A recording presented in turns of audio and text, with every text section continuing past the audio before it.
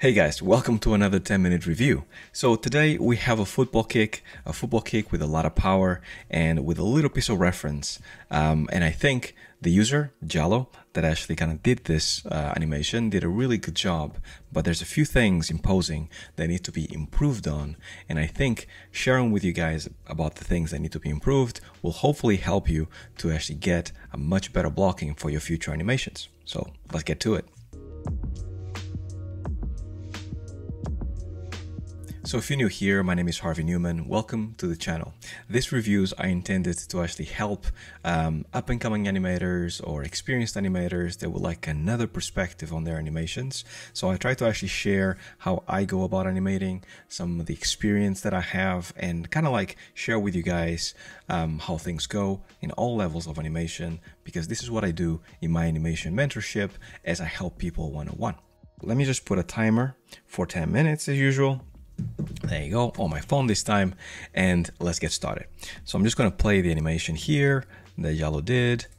I'm going to go for the second one because I believe there is a little bit of an improvement between them. So we have a bit of a skill kick, football kick right here, which looks really cool. And I think Jalo did a good job. So as you guys know, we have people in our Discord, in my Discord, that also give animation feedback. Somebody's been already going through it and, you know, giving feedback to Jalo in the best way possible about how to make this better.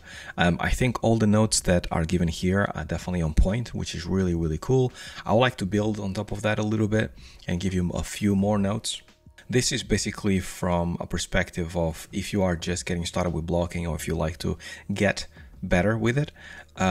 Here's the thing. Whenever you look at your blocking at the very first time and you have something solid like this, because this is a really cool reference, looks awesome, you need to make sure that you are extracting the most you possibly can. And something that animators don't really pay attention to is how fast and how slow the reference is going, and also hips and upper body, what are they doing, right? And I can see both things as things that need to be improved on in this shot, because if you actually pay attention here, right here in the beginning, in the reference, look at what the spine would have been doing under his jacket. So he is pretty much like curved like this, right? This curve kind of flows from the hips down to his legs right here.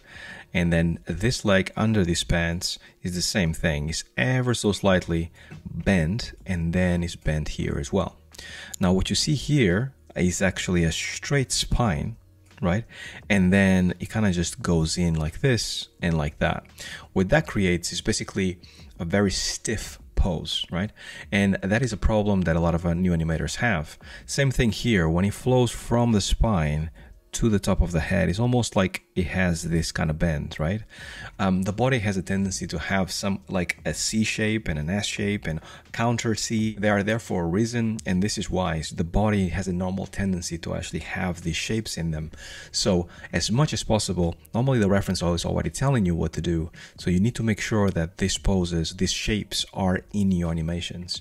Same thing here, like if you actually were to imagine what the shoulder is doing here, right? The shoulder here has like a little slope going down, and in your animation the shoulder is actually almost pointing upwards, which is the opposite of what the character is doing. And then same thing here on the arm should actually be a little bit more forward than that is. And then this character in particular, I think he has like a longer forearm than the upper arm, so you need to kind of be careful with that. Now when I was talking about speeds, which is another point that a lot of animators don't pay attention to, like the rule that you have to keep in your mind is that the faster the animation is, the more poses do you need in order to tell or showcase that movement, right? In this case, there's a lot of fast movements here, right? But even within this, that the guy is actually running and kicking, there's going to be moments that he's going to go fast and slow and then fast again and things like that. So when you identify those things, right, when you actually go in and actually identify what is fast and what is slow on this, then you have to actually start thinking about adding more poses to those areas. So for example, here, right here in the beginning, when he starts running, there's quite a lot of movement, right? And in order for you to tell this movement properly, especially between this key that you have here, that is a frame 21, now frame 22, and then this key at frame 25, a lot happens in the body right there. And in your blocking, it feels like a pop.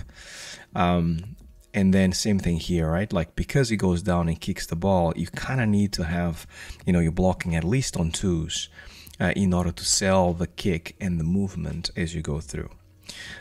So once again, the way I would break it down is very much like, because it's close to the camera, this is fast movement right here. When he gets close to the ball, he slows down a little bit because he jumps, right? And then this kick is absolutely everything in the shot. So you need to make sure that you basically block it pretty much one-to-one here, right? And then as you go through and you finish that move, then at that point, you can slow down and add less keys to tell this movement. As you can see, not a lot is going on. So you can actually basically navigate this movement or translate this movement in your blocking with very few poses, right?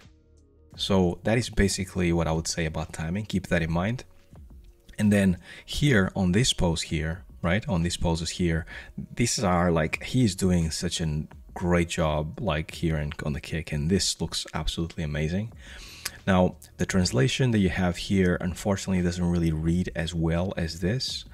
Mainly because, like, I think here you already kind of have a pose that doesn't relate. He has like, especially with a blur, it almost looks like his leg is bending backwards like this, right? Which looks really cool. So you definitely should add that to your animation. And then his body is doing something incredibly interesting, which is basically bending here and then bending here and then going back, right? So you have almost like this S shape right here that you don't really read so much in your animation, because you have a little bit of a curve, not super pronounced, and then it's kind of straight and straight again, right? So you need to make sure that that reads really, really well. Same thing with this arm here on the left, is much straighter than your arm is. Straight poses give you a lot of power.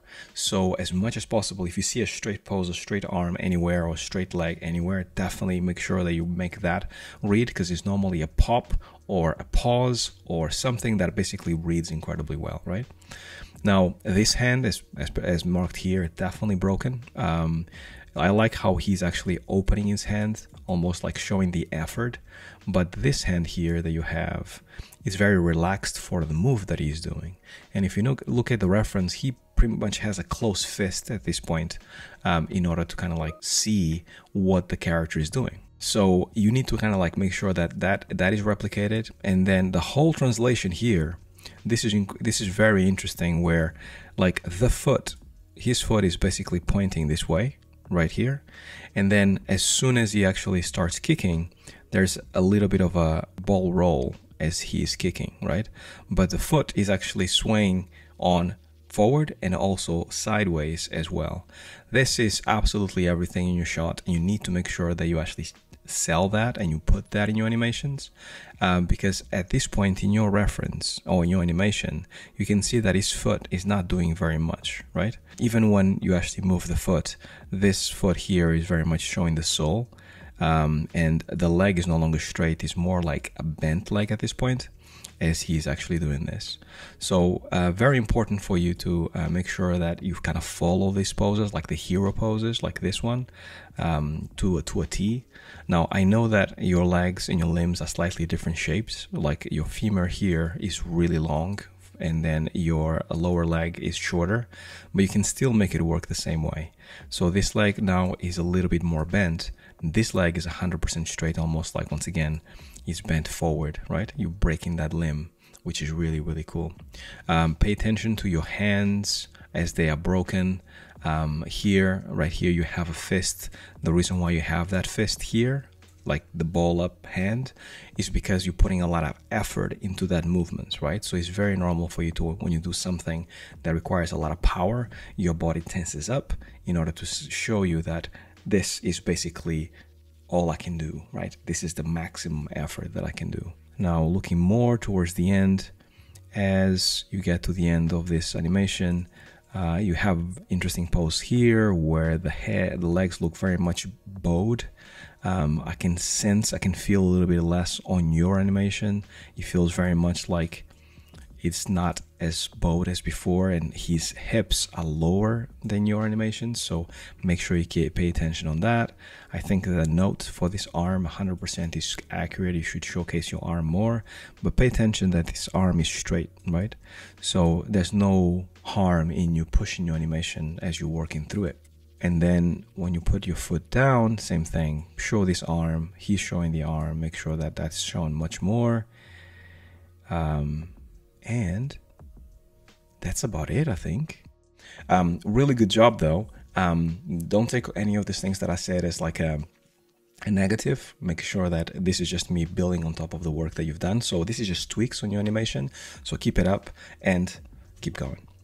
And for everybody else that saw this, this is a small example of what goes on my mentorship. So if you're actually interested, go and check it out. animation.harveynewman.com. There's much more information there. I'm also opening a few tiers more of my mentorship for looking at showreel specifically and a few more things. So keep an eye on that. And if you like a free review like this, then join my Discord server, because we're about to hit 900 subscribers. We're about there, and as soon as we hit 1,000, we'll actually do a giveaway and much more. So join the party, join the fun, come and join me in my server. And that's all I had. See you guys next week, and until then, stay well, stay safe. Peace.